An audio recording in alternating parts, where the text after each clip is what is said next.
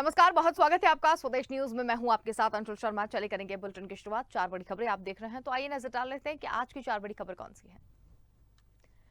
पहली बड़ी खबर मिलेंगे जहां पर मध्य प्रदेश के युवाओं को आत्मनिर्भर बनाने की पहल देखने को मिल रही है, जहां पर प्रधानमंत्री नरेंद्र मोदी इंदौर से शुरू कर रहे हैं, जिसमें एमपी के स्टार्टअप नीति शामिल है। कार्यक्रम में सीएम शिवराज भी मौजूद रहने वाले हैं।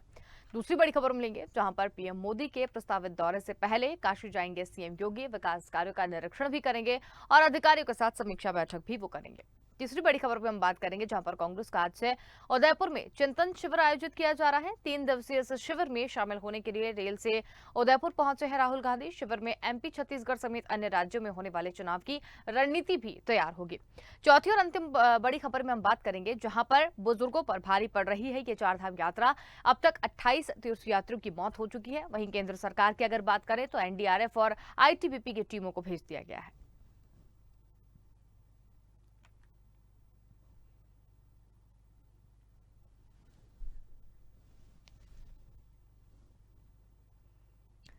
पहली बड़ी खबर की ओर रुख करेंगे जहां पर एमपी की स्टार्टअप नीति का शुभारंभ आज से होने जा रहा है। प्रधानमंत्री नरेंद्र मोदी आज मध्य प्रदेश की नई स्टार्टअप नीति लॉन्च करने जा रहे हैं। ये नीति इंदौर के ब्रिलियंट कन्वेंशन सेंटर में आयोजित होने वाली स्टार्टअप कॉन्क्लेव 2022 में लॉन्च होगी और इस दौरान मुख्यमंत्री शिवराज सिंह चौहान चुनिंदा स्टार्टअप्स की सफलता की कहानियों का संग्रह भी जारी करेंगे। इस कार्यक्रम में सरकार और निजी क्षेत्र के नीति निर्माता, इन्वोटर्स, केंद्र और राज्य के अधिकारी, स्टार्टअप्स, संभावित उद्यमी, स्टार्टअप्स इकोसिस्टम के सभी स्तंभ और जनप्रतिनिधि इसमें शामिल होने जा रहे हैं। इन सभी के अलावा इस कॉन्क्लेव में शिक्षाविद, निवेशक, मेंटर्स और देश के स्टार्टअप्स इकोसिस्टम के हितग्राही भी शामिल होंगे।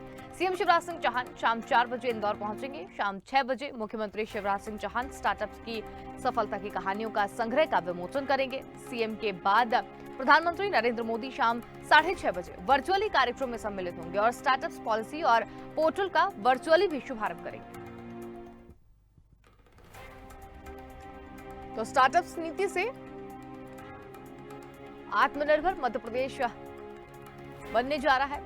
कार्यक्रम में मुख्यमंत्री शिवराज सिंह चौहान इसमें शामिल होंगे। ज्यादा जानकारी के लिए हमारे साथ संवाददाता विवेक राणा जुड़ गए हैं। जी विवेक, स्टार्टअप नीति से आत्मनिर्भर मध्य प्रदेश की ओर अग्रसर होने जा रहा है और ब्रिलियंट कन्वेंशन सेंटर में ये कार्यक्रम भी आयोजित किया जाएगा, कैसे देखें इसे?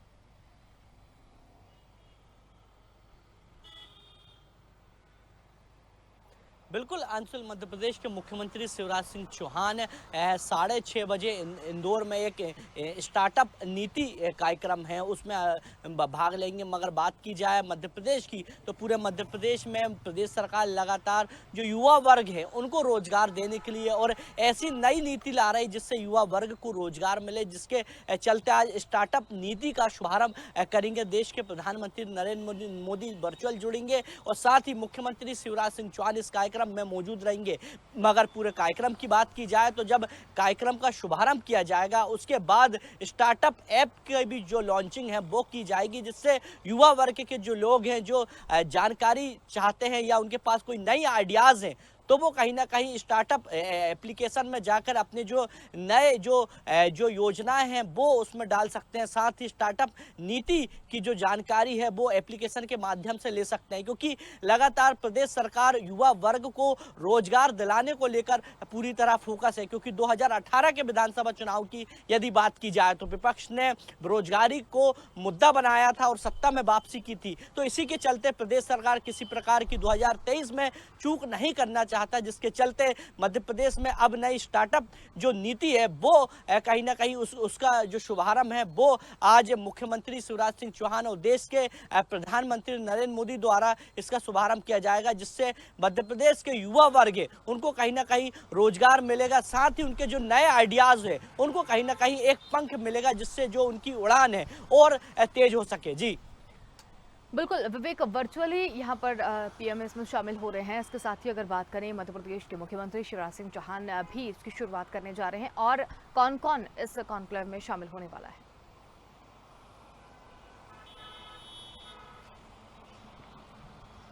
बिल्कुल पूरे कार्यक्रम की यदि बात की जाए अंशुल, तो इस कार्यक्रम में सबसे पहले देश के प्रधानमंत्री नरेंद्र मोदी 6:30 बजे उनका वर्चुअली संबोधन होगा और उसके साथ ही ऐसे कई युवा जो युवा कॉन्क्लेव में जो लोग आएंगे, जो नए-नए उनके पास जिनके पास आइडियाज़ है, उनसे प्रधानमंत्री चर्चा करेंगे, उनके आइडियाज़ को जानेंगे और साथ ही मुख्यमंत्री शिवराज सिंह चौहान भी इस कार्यक्रम में मौजूद रहेंगे। मध्य प्रदेश के सूक्ष्म एवं लघु उद्योग मंत्री ओम प्रकाश सखलेजा इसमें मौजूद रहेंगे। तमाम अधिकारी यहाँ पे मौजूद रहेंगे, क्योंकि बात की जाए स्टार्टअप नीति लागू करने की, क्योंकि लगातार मुख्यमंत्री शिवराज सिंह चौहान इसको लेके बड़ी बैठक भी कर चुके हैं और मध्य प्रदेश में युवा वर्ग को रोजगार दिलाने को लेके पूरी तरह प्रदेश सरकार का फोकस है। तो अब देखने वाली बात यह है कि नई स्टार्टअप नीति का शुभारंभ आज मुख्यमंत्री करेंगे, साथ ही देश के प्रधानमंत्री वर्चुअली जुड़ेंगे। मगर बात की जाए मध्य प्रदेश के युवा वर्ग की, तो युवा वर्ग को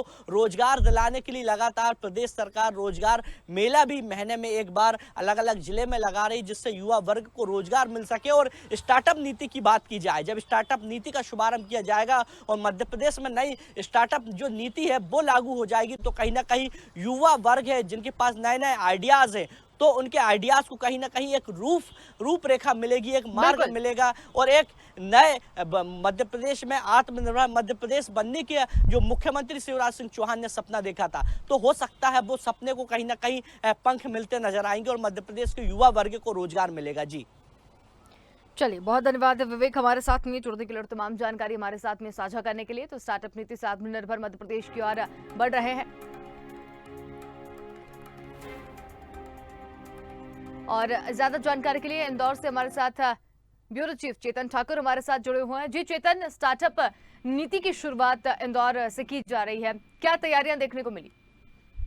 जी मैं बता दूं, जिस तरीके से प्रधानमंत्री नरेंद्र मोदी आज के दिन नई स्टार्टअप नीति को लॉन्च करेंगे। ये नीति इंदौर के ब्रिलियंट कन्वेंशन सेंटर में आयोजित होने वाले स्टार्टअप कॉन्क्लेव 2022 में लॉन्च होगी। इस दौरान बता दूं कि प्रदेश के मुख्यमंत्री शिवराज सिंह चौहान चुनिंदा स्टार्टअप की सफलताओं की कहानियों का संग्रह भी यहाँ जारी करेंगे। इसी के साथ बता दूं, कार्यक्रम में सरकारी और निजी क्षेत्र के नीति निर्माता, केंद्र और राज्य के अधिकारी, स्टार्टअप संभावती उद्योग उद्यमी, स्टार्टअप इकोसिस्टम सभी स्तंभ और जनप्रतिनिधि इस कार्यक्रम में शामिल होंगे। बता दूं मैं, जिस तरीके से इन सभी के अलावा इन कानूनों के शिक्षा विधि, निवेशक मेटर्स और देश के स्टार्टअप के इकोसिस्टम के हितग्राही भी शामिल होंगे। और सबसे बड़ी बात होगी कि वर्चुअली प्रधानमंत्री नरेंद्र मोदी भी इस कार्यक्रम में आज शामिल होंगे। जी बिल्कुल, अगर चेतन देखें तो किस तरीके से स्टार्टअप की शुरुआत जो है वो की जाएगी?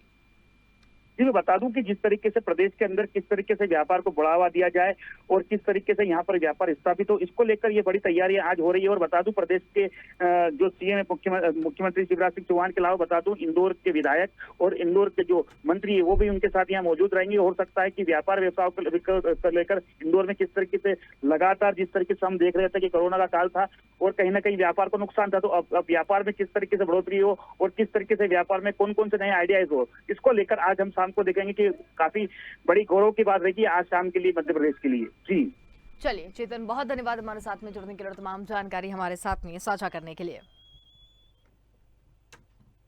अगली खबर की ओर रुख करेंगे, जहां पर प्रधानमंत्री नरेंद्र मोदी के जून में प्रस्तावित काशी दौरे से पहले मुख्यमंत्री योगी आदित्यनाथ आज तैयारियों को परखने वाराणसी जाएंगे। 2 दिवसीय प्रवास पर मुख्यमंत्री दोपहर में वाराणसी पहुंचेंगे, जहां वो सर्किट हाउस में थोड़ी देर रुककर जंगम बाड़ी मठ में आयोजित श्री जगत गुरु विश्वेश्वर शिवाचार्य महास्वामी का पंचाधिक शताब्दी महोत्सव कार्यक्रम में शामिल होंगे और उसके बाद शाम को विकास कार्य और कानून व्यवस्था की समीक्षा बैठक करेंगे और उसके बाद वो काशी विश्वनाथ मंदिर में दर्शन पूजन करेंगे। अगले दिन शनिवार की सुबह मुख्यमंत्री जनप्रतिनिधि और पार्टी कार्यकर्ताओं के साथ बैठक कर प्रशासन के कामकाज का फीडबैक लेंगे।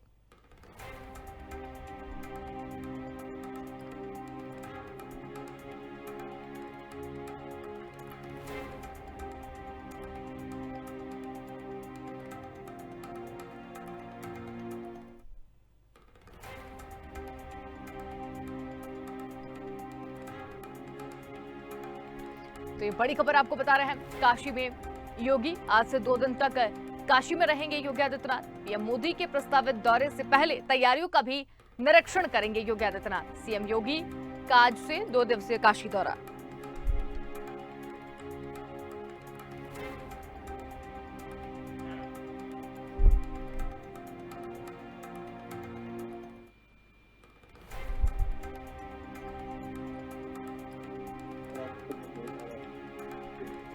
और ज्यादा जानकारी के लिए हमारे साथ ब्यूरो चीफ अकील सिद्दीकी जुड़ गए हैं। जी अकील जी, काशी में योगी आज रहेंगे और इसके साथ ही विकास कार्यों का निरीक्षण भी करेंगे, क्या कुछ अधिक जानकारी? बिल्कुल, देखिए देश के प्रधानमंत्री नरेंद्र मोदी उत्तर प्रदेश के काशी से सांसद हैं, तो ऐसे में उनका जून में प्रस्तावित कार्यक्रम लगे, कई कार्यक्रम है, महत्वपूर्ण कार्यक्रम और कई योजनाओं का शिलान्यास लोकार्पण भी कहाँ वहाँ करेंगे और काशी को पर्यटन स्थल को लेकर कहीं ना कहीं कई बड़ी योजनाओं को घोषणा भी करेंगे। ऐसे में पूर्वांचल है, पूर्वांचल में सबसे बड़ी बात यह है कि उत्तर प्रदेश में कोई भी चुनाव होता है, चाहे वो विधानसभा का चुनाव हो, सबसे ज्यादा सीटें पूर्वांचल में हो, चाहे लोकसभा की चुनाव हो तो उत्तर प्रदेश में सबसे ज्यादा सीटें। और ऐसे में सबसे महत्वपूर्ण बात है कि देश के प्रधानमंत्री खुद नरेंद्र मोदी उत्तर प्रदेश के बनारस से सांसद हैं, तो उसका उत्तर प्रदेश में कहने की भारतीय जनता पार्टी की सरकार और योगी आदित्यनाथ की सरकार है। तो जो प्रस्तावित कार्यक्रम हुए उसमें मुख्यमंत्री योगी आदित्यनाथ ने खुद गंभीरता से लिया है और उसमें वो 2 दिवसीय दौरे पे जा रहे हैं। आज दोपहर तकरीबन वो वहां पर पहुंचेंगे, जहां पर एक जो कार्यक्रम है उस कार्यक्रम में बड़े निजी कार्यक्रम में भी वहां पर शामिल होंगे जो स्थापना दिवस को लेकर है। उसके बाद वो तकरीबन शाम को कानून व्यवस्था और जो विकास कार्यों के काम है उसके जिम्मेदार अधिकारियों के साथ बैठक करेंगे। हालांकि देखिए जो योजनाएं है, चाहे वो केंद्र सरकार की योजनाएं हो, चाहे वो राज्य सरकार की योजनाएं हो, तो तमाम योजनाओं को लेकर वो पूरी तरीके से समीक्षा करेंगे कि क्या कुछ व्यवस्था यहाँ पर हुई है, कानून व्यवस्था की जो कानून व्यवस्था धरातल पर कहाँ उतरी है, कहाँ कमियां हैं, इसको लेकर वहां के अफसरों से बात करेंगे, वहां समीक्षा अधिकारियों के साथ करेंगे। हालांकि पहले सर्किट हाउस रुकेंगे, उसके बाद वो सीधे कार्यक्रम में जाएंगे। कार्यक्रम के बाद कहीं ना कहीं फोकस देखिए उनका केवल कानून व्यवस्था पर और विकास कार्यों को लेकर समीक्षा करना है। हालांकि प्रधानमंत्री के जो कार्यक्रम लगे हैं वहां के निरीक्षण भी करेंगे, उनके जायजा भी लेंगे कि कहां पर क्या कार्यक्रम लगाए गए हैं, क्या व्यवस्था की गई है, क्या तैयारी की गई कि तैयारियों में कोई कमी न रहे। इसलिए खुद मुख्यमंत्री वहां 2 दिन के लिए बनारस दौरे पे जाएंगे। हालांकि देर शाम को वो बाबा काशीनाथ जो है विश्वनाथ के वहां पर मंदिर के दर्शन भी करेंगे और उसके बाद वो कल लखनऊ वापस आ जाएंगे। हालांकि इस दौरान जो व्यवस्था है उसको भी निरीक्षण करने के बाद कहीं ना कहीं जो उत्तर प्रदेश राज्य सरकार की जो तमाम योजनाएं हैं वो धरातल पर कितनी उतरी और केंद्र सरकार की विकास कार्य कितनी धरातल पर उतरी है, कहाँ कमियां हैं, कहाँ पूरी करनी है, कहाँ राज्य सरकार की जरूरत है, कहाँ केंद्र सरकार के फंड की जरूरत है, तो उसको लेकर जिम्मेदार अधिकारियों से बातचीत भी करेंगे। हालांकि देखिए कि बनारस फोकस पूरी तरीके से आखिरी पायदान होता है क्योंकि वहां से फिर बिहार शुरू होता है चंदौली के बाद। तो ऐसे में माना जा रहा है कि संसदीय क्षेत्र होने के नाते पीएम मोदी के पूरी जिम्मेदारी मुख्यमंत्री ने ले रखी है। हालांकि बहुत ज्यादा काम वहां पर हुआ, ये दावा भी सरकार का दावा भी रहा है हमेशा। मुख्यमंत्री बराबर एक अंशुल सबसे अच्छी बात यह है कि जिले के दौरे से कहीं ना कहीं फर्क जरूर पड़ता है। जब कोई मुख्यमंत्री बराबर जिले में जाता है तो अधिकारियों में डर और दहशत पैदी रहती है कि जो सरकार की जो योजना है, मुख्यमंत्री भले ही योजनाओं को बैठकर एलेक्सी भवन में और लोक भवन में बैठ के बना दें राजधानी में, लेकिन उसको धरातल में उतारने का काम उन जिलाधिकारियों का होता है, जिम्मेदार अधिकारियों का होता है, ब्लॉक स्तर अधिकारियों का, कि उसका फायदा भी, उसका लाभ भी उस जनता को पहुंचे। तो इसको लेकर कहीं ना कहीं मुख्यमंत्री बड़े सतर्क रहते हैं कि जब हमने योजना बनाई है और योजना कहां तक पहुंची है, आखिरी पायदान पे खड़े व्यक्ति को योजना का फायदा मिला कि नहीं मिला, तो तमाम योजनाओं को उसका जायजा लेने के लिए, उसको रखने के लिए खुद बनारस पहुंचेंगे। बनारस का महत्वपूर्ण बात नहीं क्योंकि वो प्रधानमंत्री का संसदीय क्षेत्र है, तो ऐसे में राज्य सरकार और केंद्र सरकार की तमाम योजनाओं का आज वहां पर वो कहीं ना कहीं समीक्षा करते नजर आएंगे। और सबसे महत्वपूर्ण बात है कि कानून व्यवस्था की लेकर भी वहां पर जिम्मेदार अधिकारियों से बातचीत करेंगे। तो कानून व्यवस्था को लेकर जैसे खबरें आती थी कि चाहे वो भूमाफिया हो उसको नकेल लगाना, शिक्षा माफिया पे नकेल लगाना, हत्याएं हो रही थी, जो लूटपाट होते थे, वो कहीं ना कहीं इसी डर की वजह से रोक टोक लगी है। तो ऐसे में मुख्यमंत्री जहां पर कमियां होंगी वहां पे जिलाधिकारी हो या कप्तान हो तो फटकार भी लगाते नजर आते हैं और योजनाओं को धरातल पर उतारने के सख्त निर्देश देते हैं। अंशु, बिल्कुल अखिल जी, बहुत धन्यवाद हमारे साथ में जुड़ने के लिए, तमाम जानकारी हमारे साथ में साझा करने के लिए। अगली खबर की ओर करेंगे जहां पर इस साल उत्तर प्रदेश समेत 5 राज्यों के चुनाव में कांग्रेस का प्रदर्शन बेहद निराशाजनक रहा, लेकिन अब अन्य राज्यों में जल्द होने वाले चुनाव में हाथ कमजोर ना रहे, इसके लिए कांग्रेस कवायद में जुट गई है। और इसी के मद्देनजर कांग्रेस पार्टी चिंतन शिविर करने जा रही है। राजस्थान के उदयपुर में आज से शुरू होने वाला कांग्रेस का नव संकल्प चिंतन शिविर 15 मई तक चलेगा। जानकारी के मुताबिक कांग्रेस के अंतरिम अध्यक्ष सोनिया गांधी पार्टी के नेताओं को संबोधित करेंगे। चिंतन शिविर में कुछ गुट बनाए गए हैं। इस गुट में 70 से 60 लोग होंगे और इस दौरान कागजी बहस नहीं होगी। कार्यक्रम के दौरान कांग्रेस के नेता केंद्र और राज्य के बीच संबंध, पूर्वोत्तर राज्यों की स्थिति, जम्मू कश्मीर का मुद्दा और सांप्रदायिक ध्रुवीकरण के ऊपर बात की जाएगी। शिविर में शामिल होने के लिए राहुल गांधी के साथ ही पार्टी के तमाम नेता उदयपुर पहुंच गए। कांग्रेस का चिंतन शिविर आयोजित किया जा रहा है। राजस्थान के उदयपुर में 3 दिन तक ये शिविर चलेगा।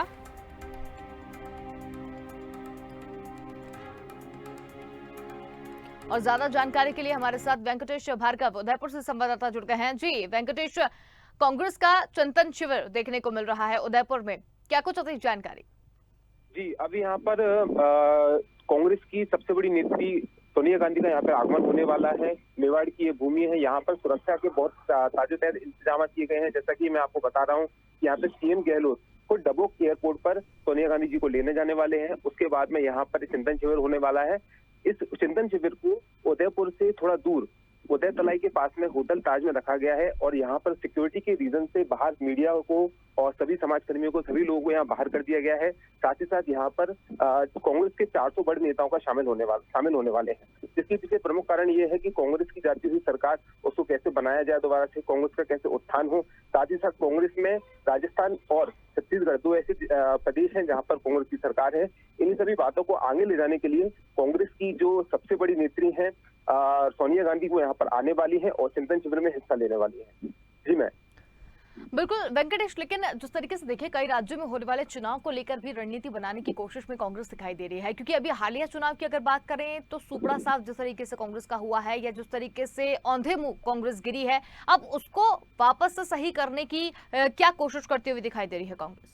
जी, यहाँ पर चिंतन शिविर में लगभग 400 नेता आए हुए हैं, जिसमें हमारी कल अजय माकन से बात हुई। तो अजय माकन से ने हमें बात करते हुए ये बताया कि कांग्रेस इस बात को लेकर बहुत ही चिंतित है कि उनकी सभी राज्यों में उनका लगभग सुपड़ा साफ हुआ है। अभी हाल ही में यूपी के चुनाव हुए, यूपी में कांग्रेस को जो हानि हुई उसको लेते हुए यहाँ पर जो वेणु जोशी हैं, कांग्रेस के जो वरिष्ठ नेता है, वो यहाँ पर बैठकर इस बात पे पूरी एक रणनीति बनाने वाले हैं कि किस प्रकार से पश्चिम बंगाल में ममता बनर्जी ने अपने अकेले के साथ रहते हुए भी वहां पर सरकार बनाई, उसी प्रकार से यहाँ पर कांग्रेस अपने देश में अपनी पुरानी शक्ति को यूज करते हुए यहाँ पर किस प्रकार से अपनी सरकार बनाए। उसमें सोशल मीडिया की क्या हिस्सेदारी हो, सामाजिक लोगों की क्या हिस्सेदारी हो, नव युवा लोगों को यहाँ पर कैसे जोड़ा जाए। साथ ही साथ स्टूडेंट में जो एक कांग्रेस का बहुत बड़ा गढ़ हुआ करता था एनएसयूआई, उसको फिर से कैसे अपने पैरों पर खड़ा किया जाए और जल्दी से जल्दी कांग्रेस की सरकार बनाई जाए। इस चीज को लेकर यहाँ पर एक बहुत बड़ी रणनीति तय होने वाली है। वेंकटेश, अगर बात करें ये 3 दिन की शिविर की, उदयपुर में ये जो आयोजित किया जा रहा है, इसमें कौन कौन शामिल हो रहा है? जी मैडम, यहाँ पर कांग्रेस के मुख्यमंत्री यहाँ पर जो अशोक गहलोत हैं वो यहाँ पर आने वाले हैं। उसके साथ में यहाँ पर कांग्रेस की राष्ट्रीय जो नेत्री हैं सोनिया गांधी वो आने वाली हैं। राहुल गांधी का भी यहाँ आने का हो सकता है मैडम। इसके साथ साथ यहाँ पर इसके पहले अभी यहाँ पर अजय माकन यहाँ पर लगभग पिछले 4 दिनों से यहीं पर हैं। इसके अलावा जो कांग्रेस की वेणु जोशी जो कांग्रेस के बड़े नाम माने जाते हैं वो भी यहाँ पर हैं। इसके अलावा अन्य जो यहाँ के विधायकगण हैं, मंत्रीगण हैं राजस्थान सरकार के, छत्तीसगढ़ सरकार के, वो यहाँ पर आए हुए हैं। कांग्रेस के बड़े बड़े नेता जैसे कि कमलनाथ का भी यहाँ आने का हो रहा था। इसके अलावा अलग राज्यों के अलग अलग जो प्रमुख नेता हैं वो यहाँ पर आने वाले हैं मैडम।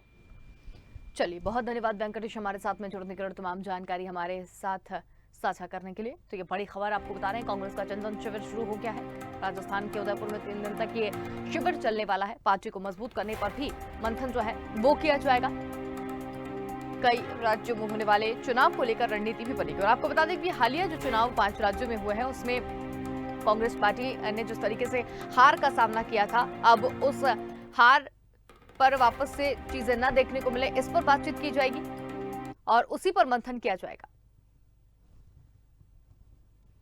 अगली खबर की ओर करेंगे। 4 धाम यात्रा में संकट देखने को मिल रहा है। 28 तीर्थयात्री की मौत हो गई है। 4 धाम यात्रा में रोजाना तीर्थयात्रियों की मौत हो रही है। अब तक मृतकों की संख्या 28 हो गई है। बुजुर्ग तीर्थयात्रियों की जान पर यात्रा भारी पड़ रही है। आपको बता दें कि 60 वर्ष से ऊपर आयु के 13 यात्रियों की मौतें हुई हैं। मौत को लेकर स्वास्थ्य महानिदेशक डॉक्टर तृप्ति बहुगुणा ने कहा कि यात्रा के दौरान जो भी मौतें हुई हैं वो पैदल रूट पर हुई हैं। हार्ट अटैक और अन्य बीमारी मौत का कारण रही है। किसी भी यात्री की अस्पताल में मौत नहीं हुई है। 4 धाम यात्रा मार्ग के अस्पतालों और मेडिकल कैंपों में सभी स्वास्थ्य सुविधाएं उपलब्ध है। वहीं 4 धाम यात्रा पर तीर्थयात्रियों की मौत के बाद केंद्र सरकार ने मदद के लिए एनडीआरएफ की टीम भेजी है और इसके अलावा आईटीबीपी के जवानों को भी पैदल यात्रा मार्गों पर मदद के लिए तैनात किया गया है। पैदल यात्रा करते समय अचानक तबीयत बिगड़ने पर एनडीआरएफ और आईटीबीपी के जवान तीर्थयात्रियों की मदद कर उन्हें तत्काल नजदीकी मेडिकल कैंप तक पहुंचाएंगे।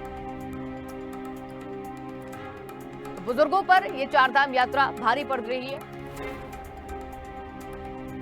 और ज्यादा जानकारी के लिए हमारे साथ अवनीश गुप्ता जुड़ गए हैं इस खबर पर। अवनीश जी, बुजुर्गों पर चारधाम यात्रा कहीं ना कहीं भारी पड़ती हुई नजर आ रही है, कैसे देखते हैं इसे? अंशुल, ये 2 साल के बाद चारधाम यात्रा यहाँ पर खुल पाई है, जिसको लेकर श्रद्धालुओं में जो है काफी जो है उत्साह था।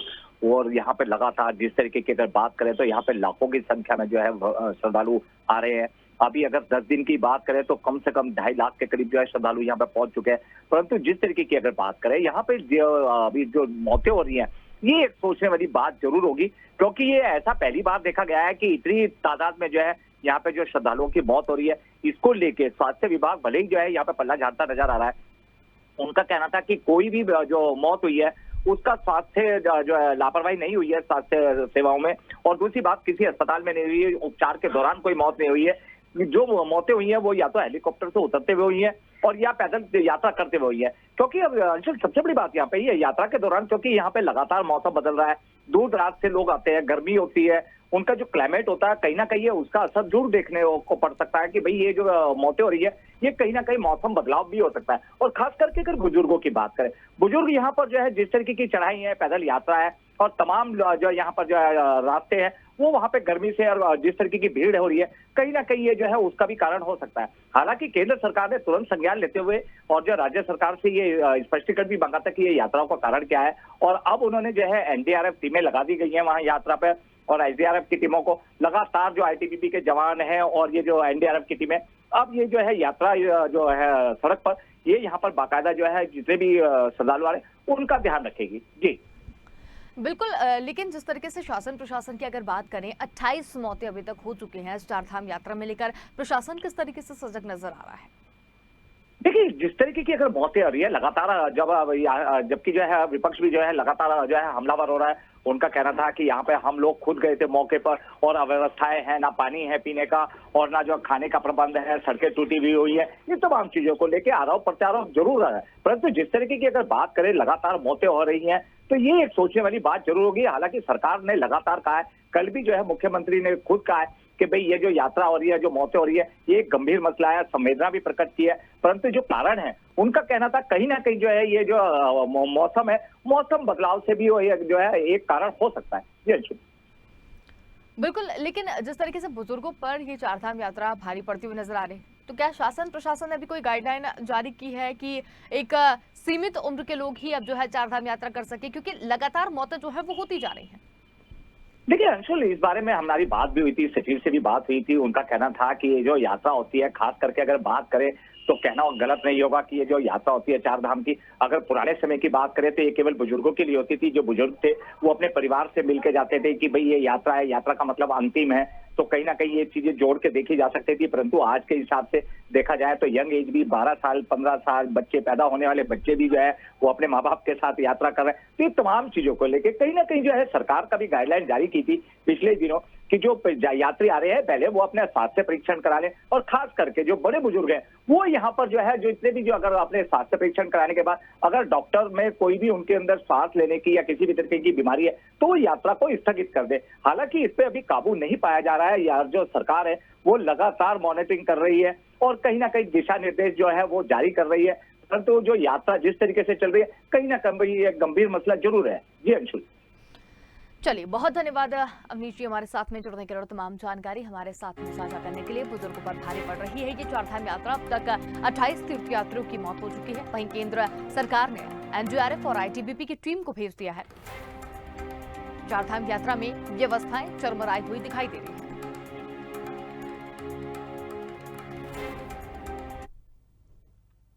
और फिलहाल के लिए इस बुलेटिन में इतना ही। देखते रहिए स्वदेश न्यूज, क्योंकि सबसे पहले देश।